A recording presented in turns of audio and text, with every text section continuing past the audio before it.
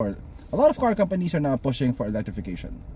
But there is one major drawback to owning an electric car in the Philippines, and that is range anxiety. Now in Manila, we are getting more and more charging stations, but once you get out of Manila, the charging stations become more and more scarce. For some, the next best option are hybrids, but the thing about hybrids is that they're still dependent on the internal combustion engine for charging, since you can't charge them from an external source. So what's the actual next best option to full electric vehicles for people who are concerned about range anxiety?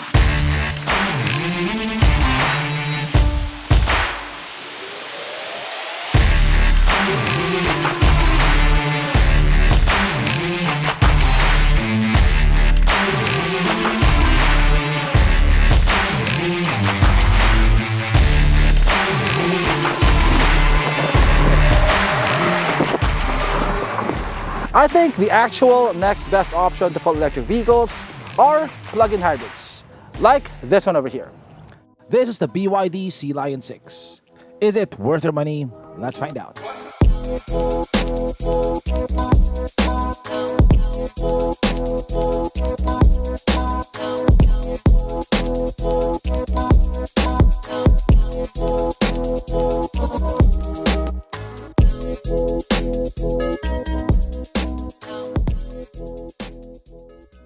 Perhaps it's not so obvious in video, but the Sealion 6 is a pretty big crossover. It's not as big as PPVs like the Fortuner, but it's longer than the Ford Territory and the Honda CR-V, the crossovers that BYD Philippines is hoping to challenge with the Sealion 6. I think the main selling point of the Sealion 6 is that unlike the aforementioned crossovers, it is a plug-in hybrid. Now it's called a plug-in hybrid because it comes with an outlet which lets you plug it into a wall outlet or to a charging station. Now the advantage of that is that you can drive the Sealion 6 without using a single drop of fuel as long as you have charging stations along the way. So the Sealion 6 has a battery capacity of 18.3 kilowatt hours, and that is good enough for 100 kilometers of range. So basically you can drive this around in full EV mode with the engine off for around 100 kilometers. Now depending on where you work, that's going to be good enough for a couple of days of your daily commute. I mean, QC to Pasig and Pasig to QC, that's about 30 kilometers back and forth. So you can drive this around in full EV mode and charge it every 3 days. BYD calls their plug-in hybrid system DMI. DM stands for dual mode and I stands for intelligent. If my comprehension is correct, it allows for both series and parallel hybrid operation. In series, the engine is basically charging the battery without turning the wheels, like the Nissan Kicks. In parallel, it uses both the internal combustion engine and the motor to turn the wheels. And of course, it can run in pure electric mode with the engine completely off. It has a 60-liter fuel tank and an 18 kilowatt-hour lithium iron phosphate battery, which add up to a combined range of 1,100 kilometers. The BYD Sealion 6 is powered by a 1.5-liter naturally aspirated engine and an electric motor. The combined output is about 201 horsepower. It can do 0 to 100 kph in about 8.3 seconds, which is pretty quick for a family crossover. The Sealion 6 only comes in one variant here in the Philippines. It comes with 19-inch wheels. It comes with disc brakes in all four corners. You have two caps over here. The one on the right, or the one on the left, is your gas cap. And on the other side, on this side is your charging outlet.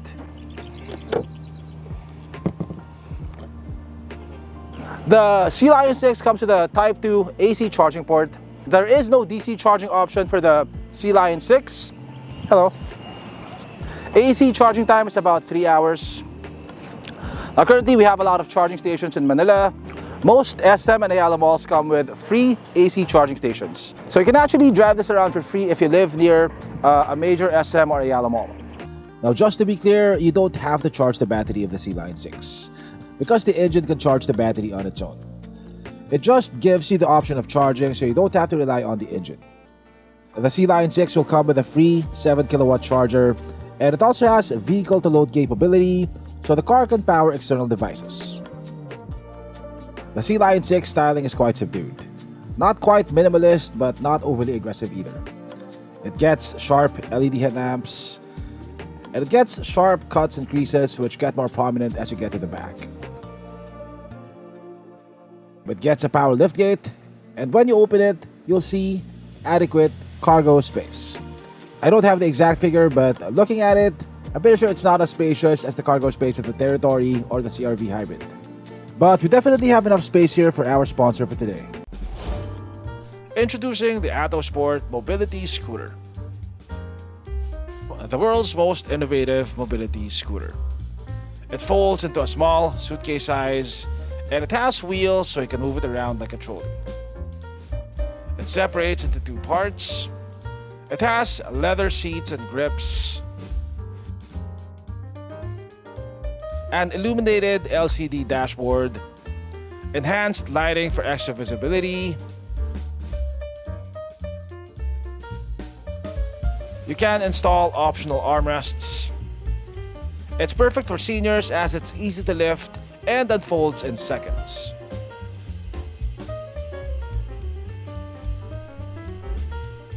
It has a maximum speed of 10 kph, shock absorbing flat free tires, high ground clearance, advanced braking system. Be free to travel anywhere, land, sea or air.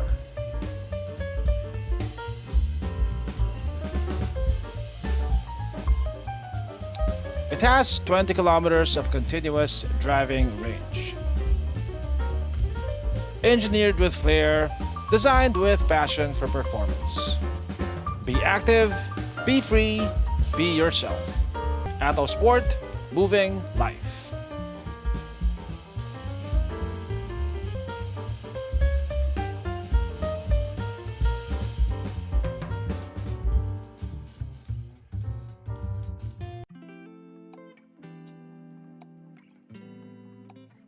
Okay, so we're now inside the BYD Sealion.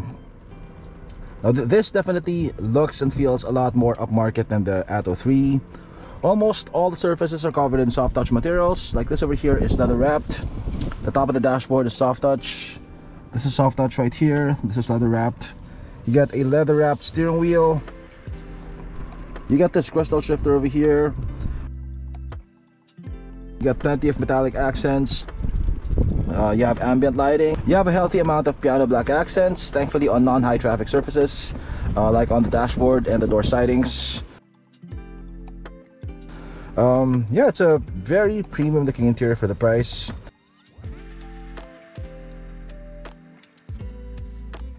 The seats are covered in perforated leather. They're ventilated. Both front seats are also power adjustable.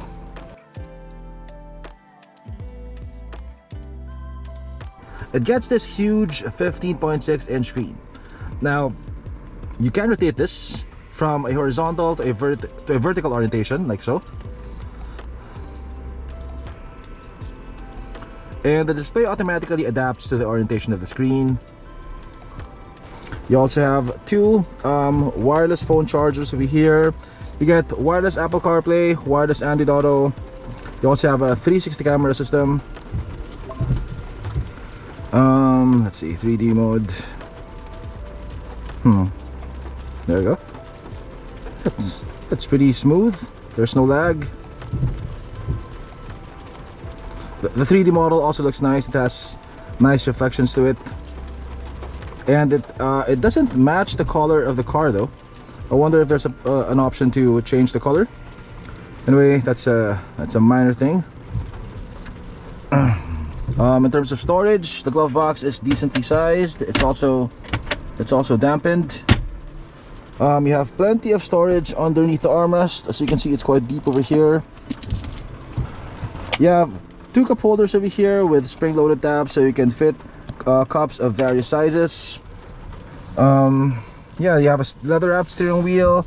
This comes with full ADAS. You have adaptive cruise control, lane keep assist, autonomous emergency braking. You got a fully digital instrument cluster. Yeah, it's a fully featured car for the price. Now, on the screen we have a lot of options for changing the settings of the car. You have two interior color options for the Sealion 6.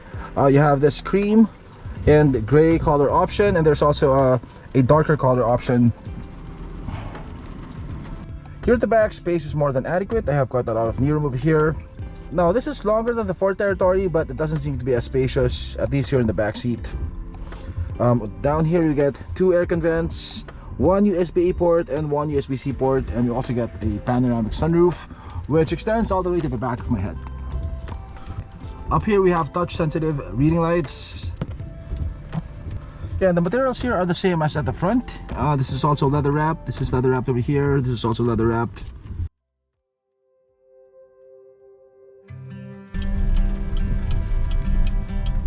Now, first impressions, it is very quiet inside the cabin, which is expected because it's currently running in electric mode. But also this has acoustic glass, which further improves noise insulation. The steering is not bad. It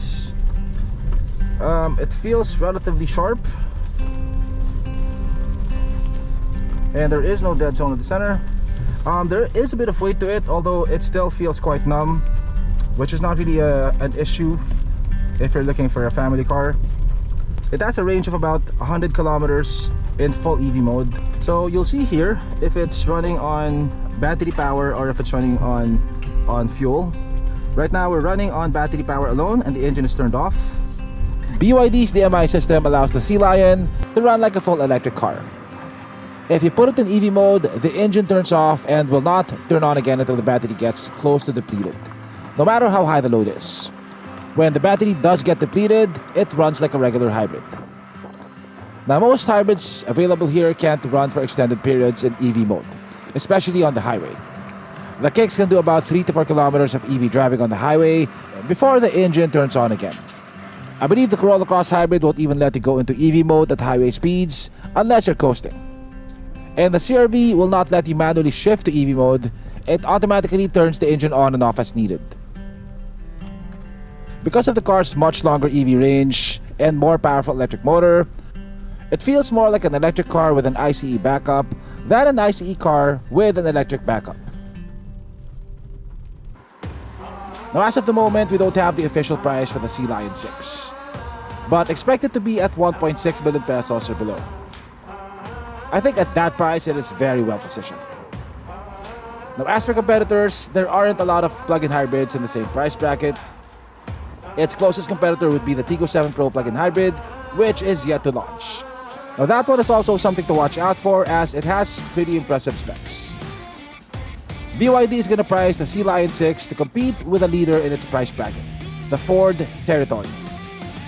The Sea Lion 6 has a lot of things going for it. Its main selling point is the fact that it's a plug-in hybrid. But even without that selling point, it's already an excellent crossover with a premium interior, excellent refinement, and lots of tech. But how does it actually compare to the Ford Territory, the Honda CR-V, and the Toyota Corolla Cross? Now, for the answer to that question, you'll have to wait for our full review. Subscribe to be updated.